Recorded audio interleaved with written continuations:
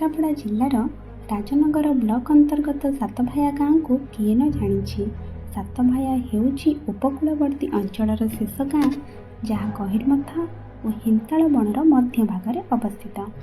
ଜନଶ୍ରୁତି ଅନୁସାରେ ସାତଭାୟା ହେଉଛି ସାତ ଭାଇର ଗାଁ, କିନ୍ତୁ ସେହି ସାତ ଗାଁ ଆଜି ସମୁଦ୍ର ଗର୍ଭରେ ବିଲୀନ ହୋଇଯାଇଛି।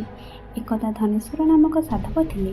ତାଙ୍କର ସାତ ପୁଅ କାହ୍ନୁ, ଗୋବିନ୍ଦ, ସଦାନନ୍ଦ, ମୋହନ, ସାହେବ, ପରମାନନ୍ଦ, ଖଇରି ଓ ଗୋଟିଏ ମାତ୍ର ଅଲିଅଳି ଝିଅ, ଯାହାର ନାଁ ତଅପୋଇ, ଯିଏ ଘରେ ଘରେ ବେଶ୍ ପରିଚିତ।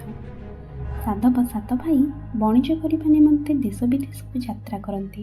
ଏକ ସମୟରେ ଦିନେ ଭାଇମାନେ ବଣିଜ କରିବାକୁ ଯିବା ପରେ ଭଉଣୀ ତଅପୋଇକୁ ଅନେକ ଯାତନା ସହିବାକୁ ପଡ଼ିଥିଲା ଭାଉଜମାନଙ୍କ ଦ୍ୱାରା। ଖୁଦୁରୁକୁଣି ଓଷା ସମୟରେ ମନେ ପଡ଼େ ସେହି ତଅପୋଇର କରୁଣ କାହାଣୀ, ଯେ ମା ମଙ୍ଗଳାଙ୍କୁ ଜଙ୍ଗଲ ଭିତରେ ଉପାସନା କରି ଫେରାଇ ଆଣିଥିଲା ସାଧବ ସାତ ଭାଇଙ୍କୁ ବଣିଜରୁ।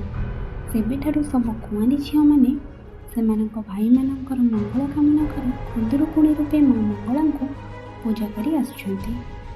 ଜୟ ମା ମଙ୍ଗଳା।